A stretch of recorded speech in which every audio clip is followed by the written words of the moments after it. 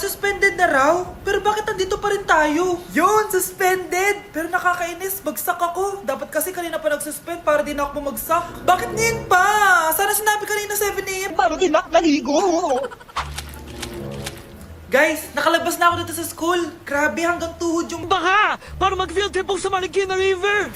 Basang-basa na ako dito sa jeep. Di ko na alam kung ulan to, luha ko, o trauma from today. Grabe, di pa ako makalabas dito sa building. Legit, may lifeguard ba sa gate 3? Litsi na ata to eh! Grabe, ang lakas talaga. Magpapasundo na ako kay mama. Sana may signal pa siya sa bagyong to. Umuulan ba? Ma, sunduin mo na ako dito. Isa lang po akong maliit na batang basa. Pagod na at walang payong.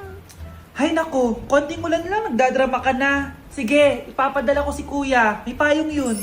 Thank you, Lord! Thank you, Mami!